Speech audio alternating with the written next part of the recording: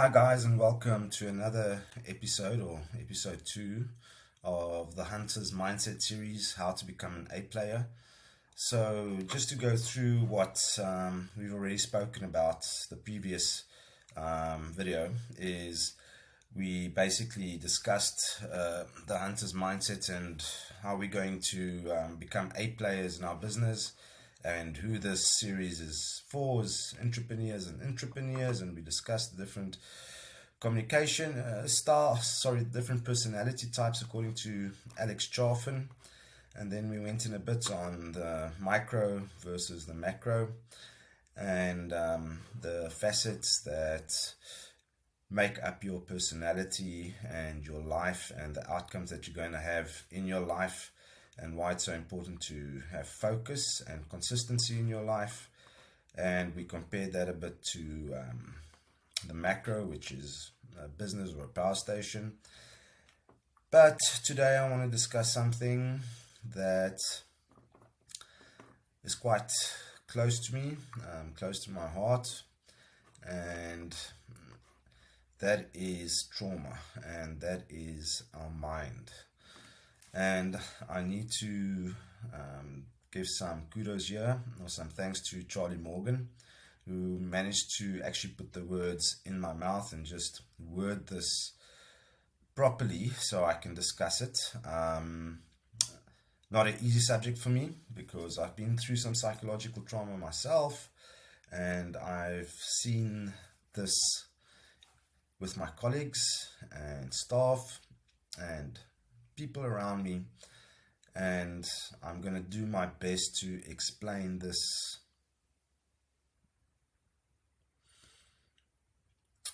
in a tender manner, in a manner that won't hurt anybody, or I'll just try to be tactful about this. So, some signs of psychological trauma. It was actually interesting. I got an article this morning from Zapier that actually goes on about how trauma affects your work and what to do about it. And they had some specific points about that's the micro now, the inability to concentrate, and feelings of isolation, and a constant fear of being judged or misunderstood, or a fear of being perceived as weak. And then they give some of their solutions. My take on this is basically, if you have inconsistent performance in your life, another word is self-sabotage. I don't like that word. Or if you have a low self-esteem about yourself, if you have damaging habits, my kids call it crutches, which I'm still battling with. Damaging habits where you permanently do things that doesn't contribute to your overall performance in life.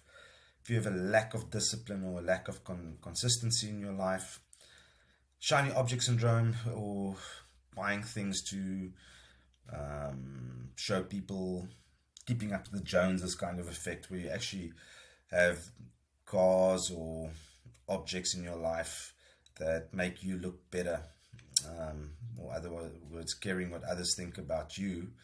If you have habits of self-harm, cutting, using drugs, addiction, things like that, these are all micro signs to me that you've experienced some psychological trauma in your life. Relationship failures, feeling hopeless, not anxious though. Anxious is something else. Anxious is actually being overwhelmed by too many choices. So I want to address this, and I want to talk about this. And once again, Charlie Morgan put the words in my mouth. Thank you so much. I've been battling with this myself my entire life, and only at about the age of 40 I managed to actually address this and figure out how to deal with this. And if you are able to take the advice that I'm going to give you, and it's going to be extremely fucking difficult,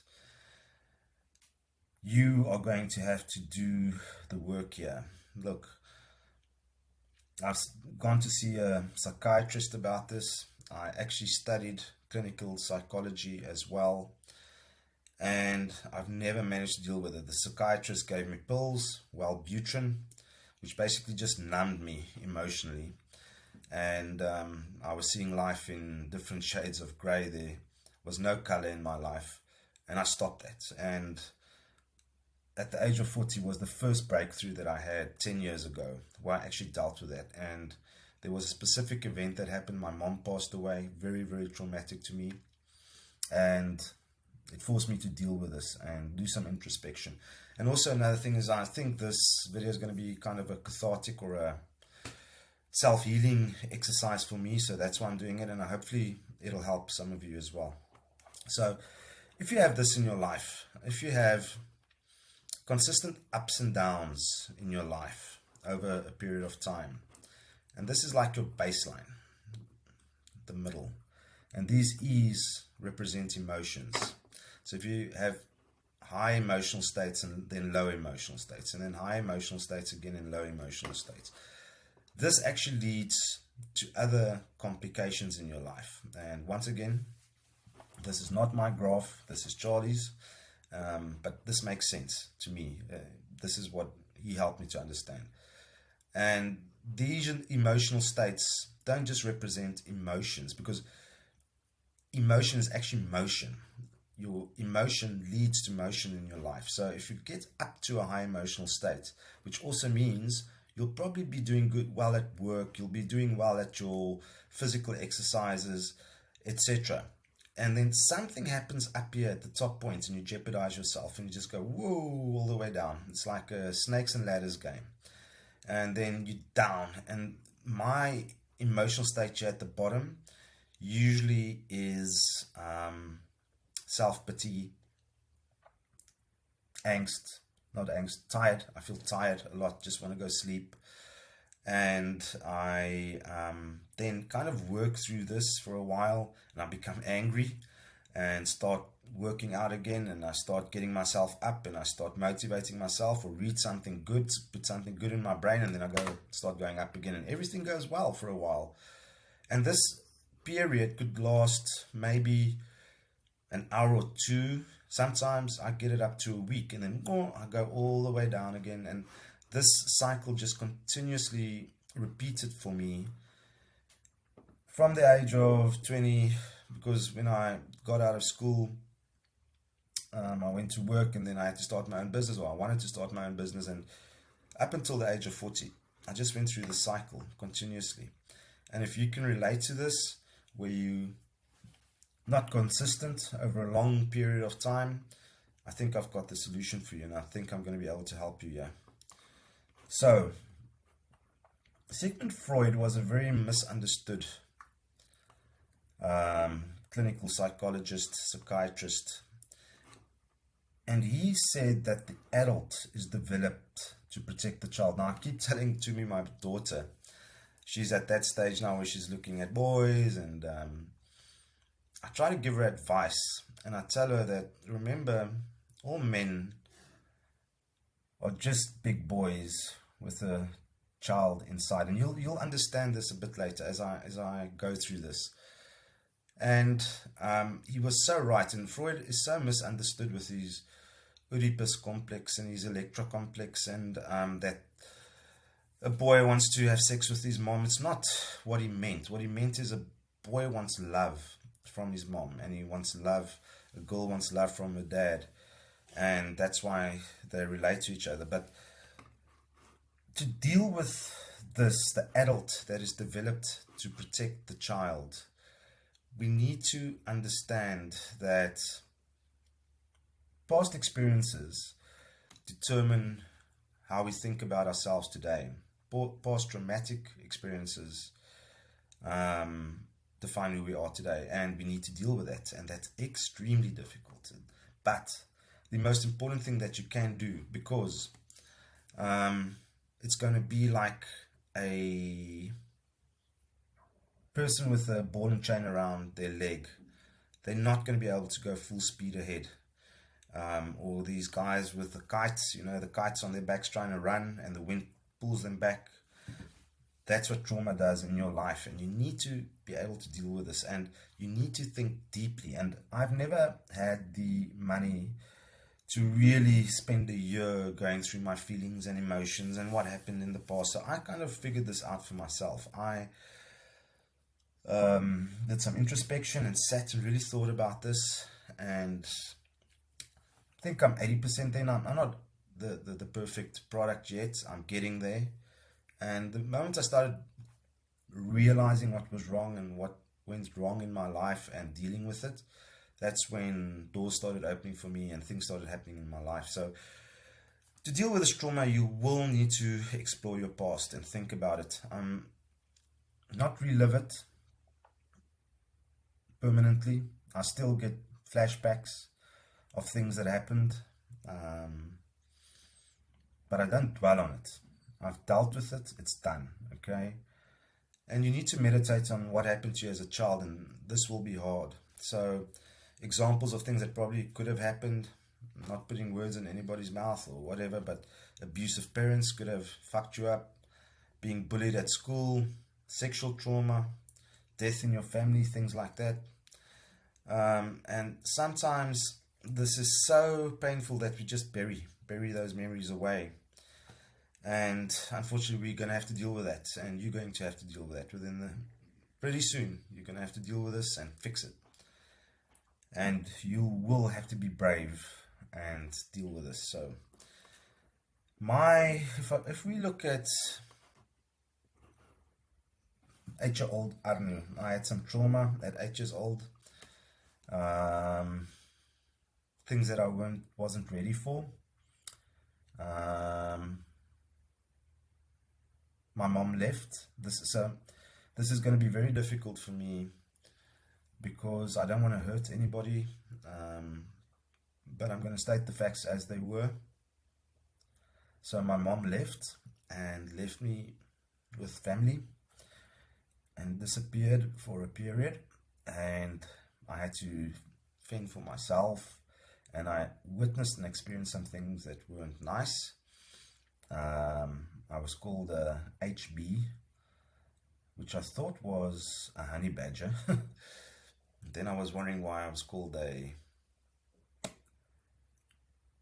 pencil, because HB is a pencil. And then finally I figured out I was called an HB because they referred to me as a whore baby, the baby of a whore, and I had to deal with it.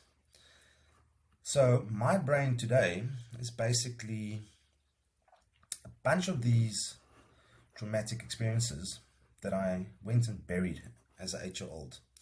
They still exist here, all buried, all locked up in my brain in a little compartment which I've just squashed down. And I knew that I had to deal with this. And the reason why my mom left, I really didn't find out. I knew she was dealing with some massive issues, and she left. I feel she left me to fend for myself, but she didn't. She had her issues as well, and she came back, and she was so cool when she came back. She put all her love into me. But anyway, we'll get to that. And I just need to also show you this, that imagine you as a person are standing in a pool of water up to your chest or up to your waist, and you experience trauma. So somebody's standing here, life is standing here and throwing you a trauma ball, and you're able to catch that ball and hold on to that ball. Say 8-year-old Arnu is here, caught the ball, and I'm dealing with this ball. And then 5 years later, 13-year-old Arnu has another traumatic experience in his life, and I catch that ball as well. Now I've got these two balls that I'm dealing with, and I'm worried that I'm going to get more trauma balls thrown at me. So I put this ball under the water between my legs and keep it there. Now I've got another hand ready. And then 3 years later, another trauma ball gets thrown at me, and now I've got a ball between my legs under the water. I hope this doesn't sound too weird. And then I try and, bury that ball under the water, which is my psyche or my subconscious. And then another ball gets thrown, and then all of these balls just pop up. And they all just come bubbling up to the surface, all the trauma that I needed to face and deal with. And this is where burnouts happen, breakdowns happen. If you haven't dealt with these trauma balls in your life, you literally have to work on each and every traumatic event that's happened to you. And I'll give you some tools on how to do this. Look, we're not going to do like a psychological session here, but there are tools that you can use. So let's move on. Okay. So, what trauma balls happened in my life? And before I go on with this, I just want to say Carl Jung, the famous behavioralist or behavioral psychologist, said that until you make the unconscious conscious, it will rule your life and you will call it fate. And I know this sounds a bit complex, but you need to bring all those traumatic experiences up and out, deal with them. Otherwise, they're going to rule your life and you're going to say, that's just how my life is going to be. It's not. You need to deal with it. So when my mom came back after leaving me, we weren't rich. We were really, really poor. And I remember her buying some food and sitting at the table and watching me eat, or literally breaking the bread and putting butter on the bread and a slice of ham and giving it to me and watching me eat. And I felt so grateful, towards her for coming back. First of all, we literally lived in a garage with neighbors, and the partition between us was a curtain. But she came back and she was with me, and I was grateful for that. But she never ate. She watched me eat. Sometimes the food was so bad that we actually fed it to the dog outside, and he didn't want to eat it. And then, because I hadn't dealt with this episode in my life, things got better later. My mom remarried, and I have a fantastic stepfather now who's still alive and amazing man, and it all worked out. But because I didn't manage to deal with this traumatic event in my past, I also had these cycles of doing well, doing really, really well, and then thinking, but you're supposed to, you and your mom are poor, and then diving down and going up and making a lot of money, then just blowing that money and going down, because I hadn't dealt with this trauma.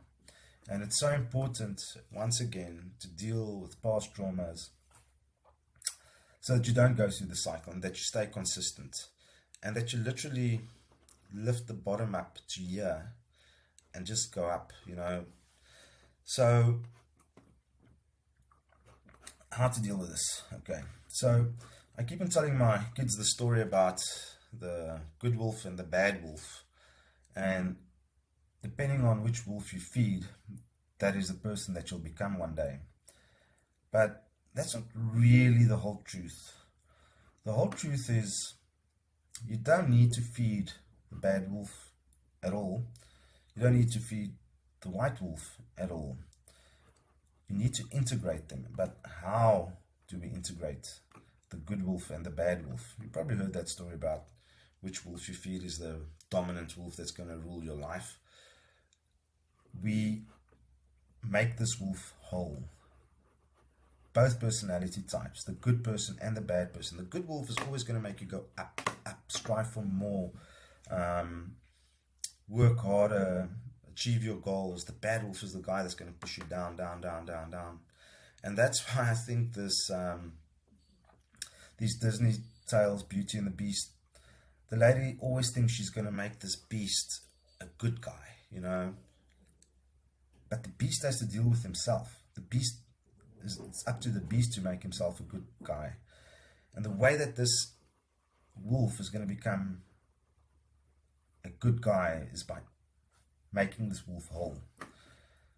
And I call that integration. I love the word integration, everything.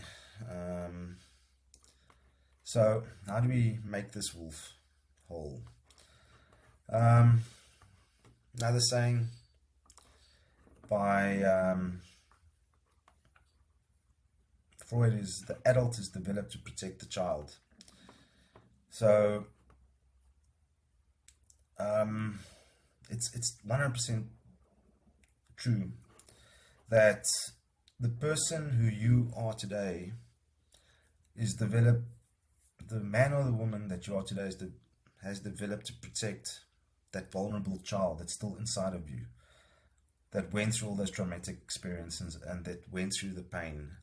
And you basically building a wall as a self-defense mechanism to protect that child so that child doesn't get hurt. Okay, so let's get down to the nitty-gritty. How do we deal with this? How do we deal with our past trauma and make ourselves whole and make that wolf a whole wolf? Charlie Morgan mentions that he listened to emotional songs, and then he does the following steps. I don't use it. This is grown-up Arnu, much prettier version of me. This is baby Arnu. And what I do is I literally go into the room where the traumatic experience happened to me, and I visualize myself in that room as 8-year-old Arnu or 12-year-old Arnu. So when I was 8 years old, I went through a dramatic sexual experience. I wasn't molested or anything, but I had to witness something happen. I didn't like it, I hated it, and the flashbacks still come up because I wasn't ready for the experience. All traumatic experiences are usually you are not ready for what you're experiencing at the moment. And that's where good parents try their best to prepare their kids for the future. They teach them and coach them. And remember, most things aren't taught, they're caught by your kids. They look at your behavior and they copy that. And so let's get back to this. Sorry, a bit off subject. So what I do is I go back to 8-year-old Anu and I visualize this experience that I had. I literally sit there and this is the difficult part, is revisiting that traumatic experience and thinking about it, visualizing it, seeing myself in that situation. And then when I look up, I see grown-up Arno walk into the room with a smile. And then I shift perspective to grown-up Arno. And I know this sounds wonky and freaky, just bear with me, okay? Now grown-up Arno is in the room where 8-year-old Arno or 12-year-old Arno or baby Arno is experiencing this traumatic thing happening to him. And I kneel down in front of baby Arno. Sorry, getting emotional. And I talk to him. And I thank him. And I support him. And I say things to him like, thank you, baby Arno. And I literally pick him up and hold him in my arms. And I tell him, thank you for making me the man that I am today. Thank you for going through these experiences and events and traumatic things that you didn't have to go through because you weren't ready for them. But because of you, I am the man that I am today. And I hold him and I hug him. And I integrate him into myself. And give him a kiss. And I literally pick him up and I walk out of that room. I take him away from that situation. And that's how I integrate baby Arno with grown-up Arno and make that experience a part of myself and deal with it. And now baby Arno and grown-up Arno have reconciled and we're friends, you know. We've gone through this together, and the stuff that you had to suffer and bury away is now part of me, and I'm so glad for the stuff that you did for me. And another way that I've heard people deal with it is actually write a letter to their younger self that starts with, dear 8-year-old Annie, I'm so grateful for the pain you experienced on my behalf. And I think that's also like when you lose a parent or you lose a loved one, the funeral is so important because you can actually go through the trauma and experience it and think back and relive the love that you had for that person. I remember when my mom passed away, it was a very, very traumatic experience for me. I loved her dearly, and I also lived with the guilt when I was a grown-up of not looking after her well. And I remember when the doctor told us that she passed away, she is not there anymore. I walked out of the ICU and I walked to my wife Deirdre, hugged her, and then just started crying on her shoulder. For probably 45 minutes, I just bawled my eyes out, and I was literally shaking, like shaking and reliving everything, going through that experience. And then I remember this feeling of complete and utter calm coming over me, and thinking I don't have to feel guilty anymore. I don't have to feel guilty, and that's something that I have to deal with as well, because why do I feel that I don't have to feel guilty anymore? Did she make me feel guilty? Yes, she probably did, about many things in my life. She always used to discuss our finances. I knew to the rand and cent where we were. I was always stressed and hyper stressed about money and things like that. And sorry, Mom, love you lots, but you made me stressed. And I actually, at the funeral, relived those emotions and worked through them. And people say talk a lot, but I used to talk about my mom and what I felt and things like that. And the talking didn't help until I went through this integration process of reliving the moments that happened and actually going and sitting. I remember in the mornings, my mom would drive with her old rotten car to work, and I'd read out of the Bible, and she'd listen, and then she'd discuss things that would stress me out about where we're going to get food, and hopefully she gets paid and things like that. We don't have enough petrol. And then I just went back and put my grown-up Arnu's hand on that little boy's shoulder and said, I've got you. Don't worry. You're going to be fine. Stop stressing. I've got you. Look where I am today. You're going to be 100% okay. Don't stress about these things anymore. So where we want to get to is that over time, if we start I've probably only dealt, I'm 80% there, I think. But where we want to get to is like these low points, we want to raise them up. So you see, you have these lows and highs, or highs and lows, but the base starts going up. The lows aren't that low, the emotional lows aren't that low, the financial lows aren't that low. That over a period of time, you'll see this happening. Once you start dealing with your trauma, and as an intrapreneur, this is so critical that you deal with these issues, that you literally integrate your past trauma into your life and deal with them. And it's difficult, I understand it. Go revisit that small boy or girl and the things that happened to them, and just tell them it's okay, and I've got you, you with me, you made me who I am, I love you, thank you for everything, and forgive me, you were an innocent bystander in all of this. It wasn't your fault. I think many of the kids are innocent bystanders and things that happen to them, and it isn't their fault that these things happen to them. I see it a lot with sexual trauma, where things are being done to kids which they weren't ready for, and it's so wrong, and I can't blame anybody for, it's not the parent, I don't know whose fault it is, but it was not the kid's fault for going through all of this. Usually in life, you prepare for things like, imagine the first time I went deep sea diving. I prepared and I went through the courses and I was ready and I was visualizing and they were telling me what's going to happen, and then gradually it happened, and we went a bit deeper and a bit deeper, but I knew exactly what was going to happen. So I was buzzing of excitement, but I knew what was happening with me. It wasn't a traumatic experience, an experience where you're just chucked into without being prepared for it. That's where trauma comes from.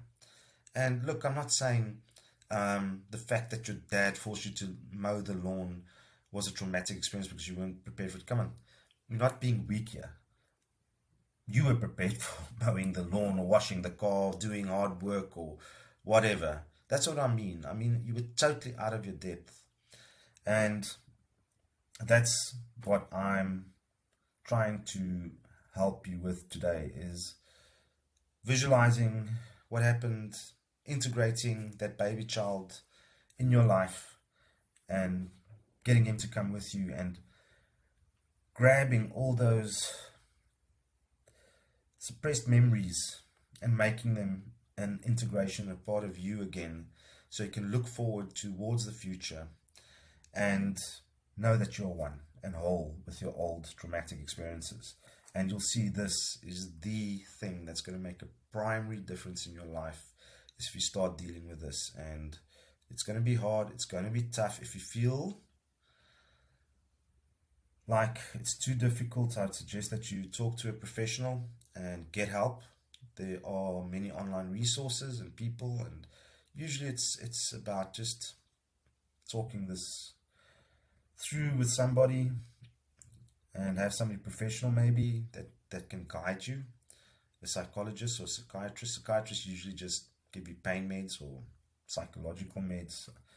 That didn't work for me at all. But try and use this technique and see what happens. It's made a major difference in my life. It's really helped me, and I hope it will do the same for you.